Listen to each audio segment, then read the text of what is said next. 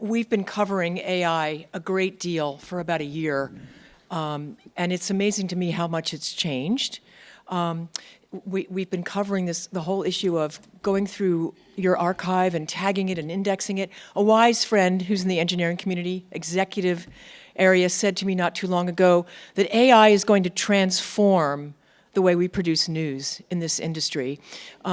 Kurt Rao, the CTO of Tegna, said last week on a TV News Check webinar that we're not really using AI yet too much, but we're spending an enormous amount of time on it. And so we wanted to spend a few minutes with Ray Thompson, who you could consider a frontliner, since Avid produces so many tools for journalists. We wanted to find out where things are with the AI and news production.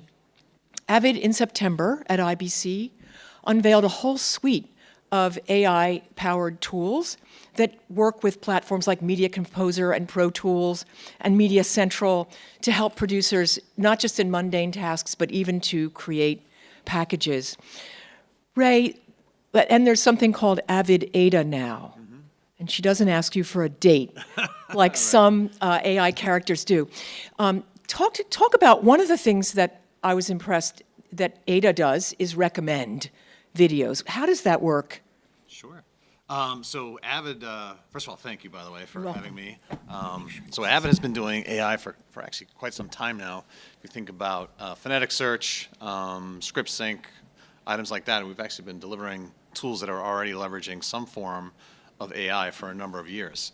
But as you pointed out, in this year, of course, with ChatGPT and just the sort of change that has made, just not just in news or our industry, but certainly in society, this feels different, right? It's very, very different. It's all accelerating at a pace that I don't think any of us have ever fully comprehended just yet. So to that end, Avid rolled out Avid Ada. And Ada is basically an overriding brand that sort of encompasses all things that Avid is doing around the creation of AI tool sets that basically act as ways in which we can assist basically journalists, producers, to basically deliver stories faster. And so to that end, at IBC, what we delivered was some tech previews around things like a co-pilot. The co-pilot is basically an assistant that helps you learn how to use the tool. This was shown in Media Central Cloud UX, it was shown in Media Composer, and it was shown in Pro Tools. What's cool about it is you can actually ask Ada a question: how do I create a rundown in iNews? It'll actually tell you step by step how to do that, and it's leveraging basically all of the documentation that Avid has around Media Central. It's also leveraging the considerable Avid knowledge base, which goes back for the entire history of the company. It creates a rundown for the whole show. Well, what it does is it tells you how to do it, right, in Media Central. Oh. In Media Composer and in Pro Tools, you can ask it similar questions. How do I create an edit in the timeline? Or if I'm in Pro Tools, how do I create another track in my session?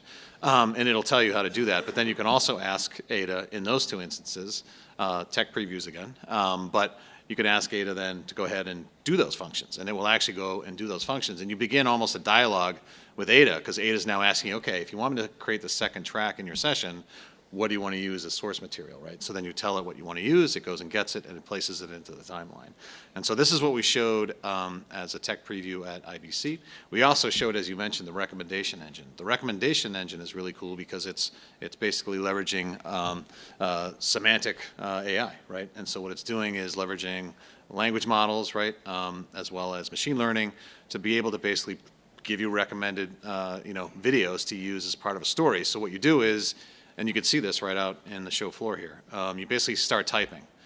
You type a subject. The example out here is the Bruins, right? I'm gonna do a story about the Boston Bruins, and as you're typing, I'm gonna do a story about the Boston Bruins. It starts showing you examples of content available in the library that references the Boston Bruins. And not only does it give you A roll, but it'll give you B roll, right? Shots that are not just the Boston Bruins, but maybe it'll show you shots of the outside of TD Garden where the Bruins play, or maybe it's a shot of where the Bruins practice, right, in the Bruins practice facility, which is now in Newton.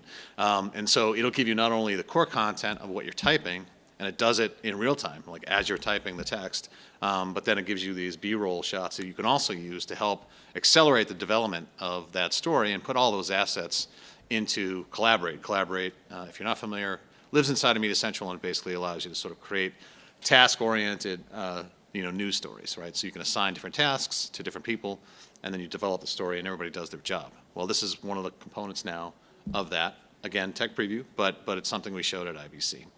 So it's definitely impressive, and it's really at the beginning of the journey. So I would agree with the comment you made, by the way, at the beginning, which is, AI may not necessarily be fully in practice in some cases, right? But I think you're going to start to see it really adopted quite a bit over the next year, just because there's a lot that's already possible. If anybody wants to ask a question of Ray, we do have a microphone right there. Just hop to that microphone and ask whatever you want. Ray, how accurate is the recommendation engine at this point? And does it sort the videos by most recent, most relevant, both, I hope?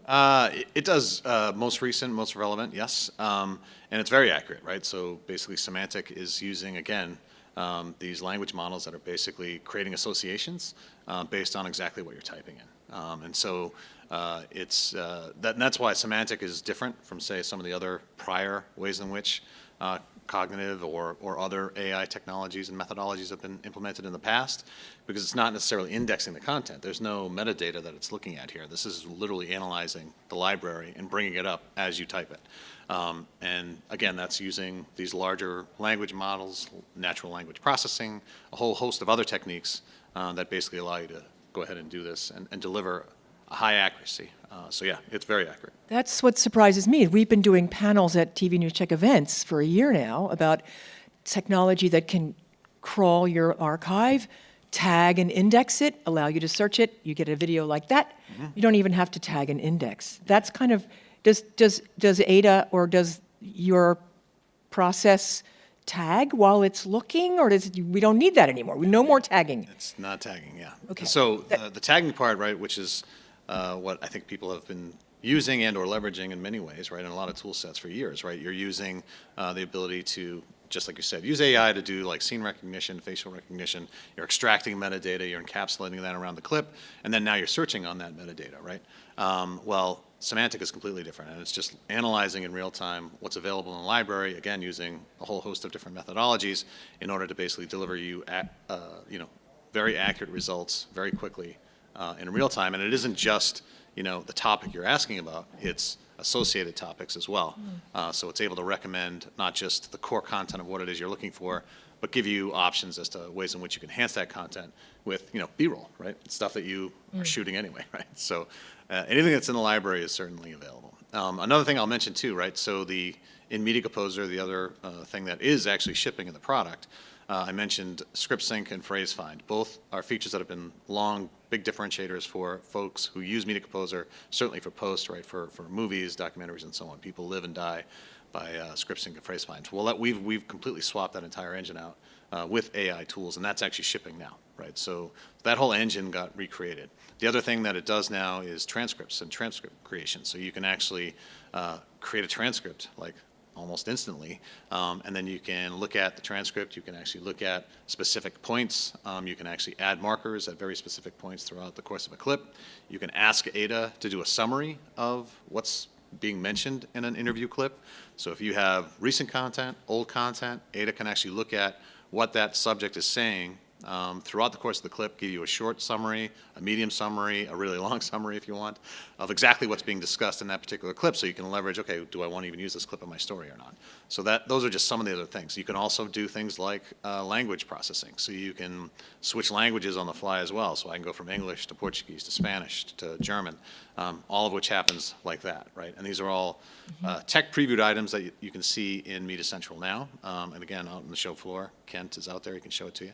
But these are all things that we showed at IBC, and these are all things that I would say are coming soon from our product team. What are the users and the engineering people who are looking at these tools saying to you? What do they want you to do to make it even better or tailor it to their needs? Well, I think, the first panel was great because they highlighted the fact that, what they want to do is they want to drive higher efficiencies, right? They want to do tasks that are mundane tasks that allow the creatives to be creative, focus on the creative aspect of what it is they're delivering. Avid, of course, takes this very seriously because we're a tool provider. I think one of the gentlemen, I believe it was from IBM on the end of the table there, mentioned that, right? As a tool provider, you have a tremendous amount of responsibility here, right? Because while on the content side, you certainly have a tremendous amount of responsibility as well, in terms of making sure that if you're going to use AI in any way, shape, or form, you're letting the audience know, right? As well as, trying to safeguard against, basically fake content.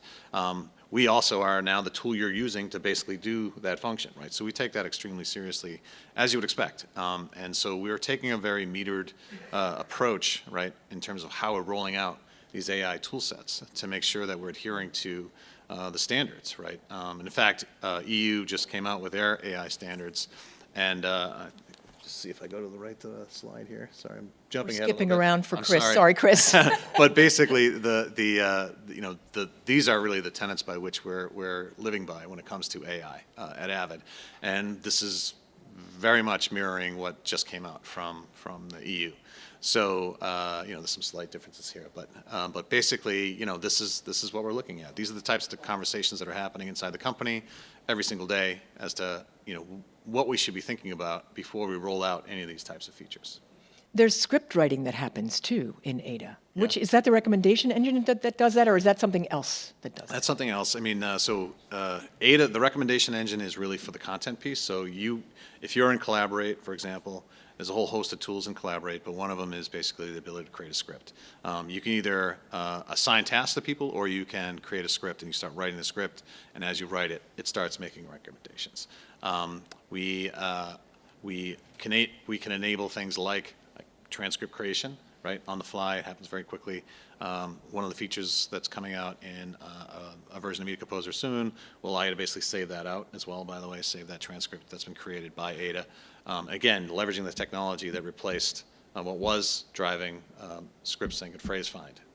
Both of those functions are now script sync AI and phrase find AI, mainly because, again, they're leveraging AI learning techniques. The other thing I'll mention too that's important to note here, on the Media Composer side, this is running locally, right? You're not going outside to the cloud to do that processing. This is happening on the client, right?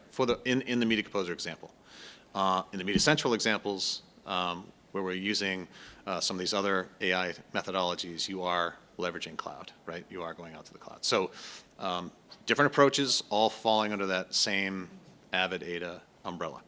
Do you think the AI provider world and companies like Avid will do what the EU has done and come together in the US on safety? Because I'm hearing different companies have great names like Responsible AI for their AI safety, but they're not, everybody's different. Everybody's different, I think, because, well, first of all, because I feel like this is all happening so quickly, right? And everybody's trying to adjust accordingly, given how fast everything's developing, right? Everything's accelerated. Isn't it funny, because everything has accelerated anyway, just because of all that was happening in the world. It felt like for 20 years, all we talked about was HD, right? And now we talk about cloud and, IP and everything else, right? And including now AI.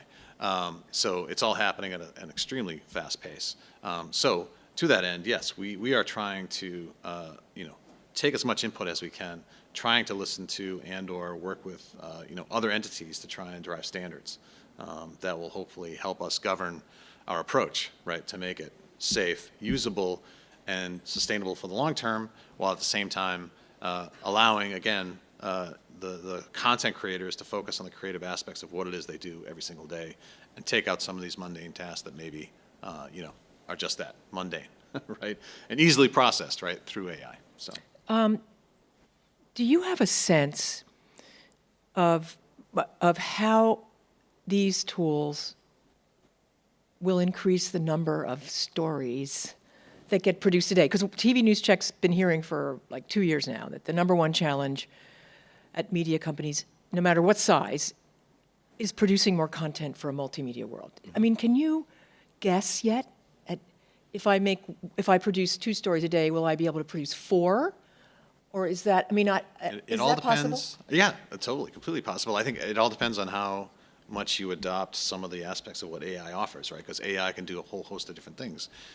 So AI, at the end of the day, right, it's looking at your repository of content, and it can create net new content off of what it has learned from your repository. Net new content. Right. So it can actually create content. It can create, create avatars. It can create completely new content from, again, the sample that already exists in your library. So it's absolutely possible to do it. Now, the question is, how do you do it, in that responsible way that leverages, what's already there? We're just at the beginning of this journey in terms of rolling these things out, but I think that, it's completely within the realm of possibility that you could increase the amount of content you're delivering either on linear or social platforms using AI to automate in a lot of different areas. Always, though, with, I think, the human element, right? The human element always has to be a part of this, of course, to make sure that whatever is getting created doesn't just run out the door, right? You Right. have to have that human element. There has to be a human who is looking at this content and analyzing it from as many angles as possible. So that's an important aspect of whatever happens, right, in the future. What is the biggest challenge that Avid is facing in developing AI tools? It's all the things we've been talking about. I think it's the governance piece to make sure that, again, we're adhering to standards. It's really analyzing what could happen, right, in terms of rolling out what's there. It's just like, you hear some of these AI folks talk who work at, say, OpenAI and Microsoft, and, sometimes there's some pretty stark warnings about what's possible, and it's very serious. So I'd say that that's one of the bigger challenges, making sure that we do this and do it in a way that's responsible as a technology provider. And I can't even tell you how serious we take that, as we all do. But it's just something that as a tools provider, you really have to think twice about to make sure that what you're rolling out is going to help broadcasters, content producers, do things where they, over time, may not have to necessarily be as concerned about those types of things because some of that can get baked into the product, right? Producers are very overburdened. Is it going to take a lot of training for them? No, I don't think it will because, again, one of the cool things we talked about was just Right. the assistant part of it, right? Media Composer is not, oftentimes a lot of people don't think it's the easiest tool to learn, right?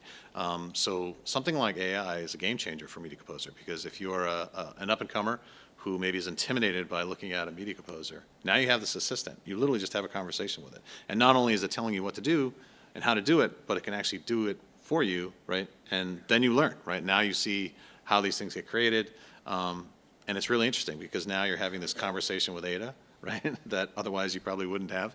And you're accelerating basically your ability to learn the tool set. And same thing in Media Central. So to me, that speaks to efficiency and basically getting resources where, we're already talking about resource constraints and how hard it is to get people into the industry these days. Having tools that basically train you on the fly, right, through AI is something that really helps shorten time to productivity, right, for your employees. So that's a really, really big thing. And I love that about what Ada is already doing. Could make a huge difference. It really could. AI training for everything. Yeah, seriously, it really could. The hook has arrived. I'd like to thank Ray Thompson, Senior Director of Partners and Alliances at Avid. Yes, thanks so much for having us. Talking to us from the front lines. Yeah, of absolutely. AI. Really appreciate it. Appreciate Thanks, it. everybody.